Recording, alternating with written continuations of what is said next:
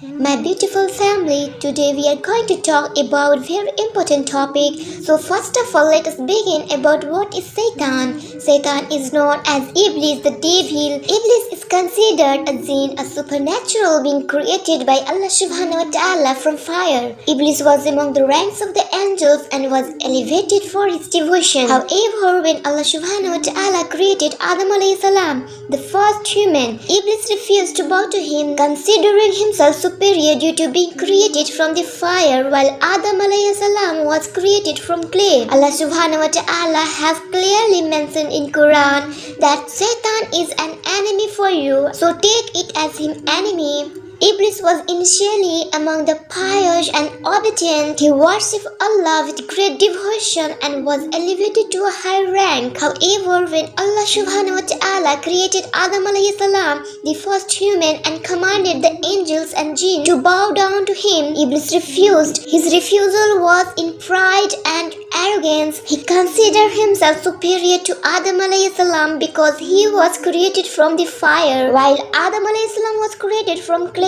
So due to his disobedience and refusal, Iblis was cast out of paradise and he requested respite until the day of judgment. Allah Subhanahu wa Ta'ala granted his request, but Iblis vowed to use his time to lead humans astray from the path of righteousness. He is often depicted as tempter and deceiver, working to lead people away from the worship of Allah and involved into sin. So now let us know what is Satan's trick. Satan whispers doubts and desires. Satan whispers thoughts of doubt, disobedience and desires into the hearts of humans. Satan distorts the truth. He misleads people, and this can involve twisting religious teachings, encouraging false belief, or creating confusion about what is right and wrong. Satan's encourages pride and arrogance. As we all know that Satan himself fell from grace due to his arrogance and refusal to bow to Adam alayhi salam. He tries to instill pride and arrogance in humans, leading them away from humanity and submission to Allah Subhanahu wa Ta'ala. Satan exploits weaknesses such as greed,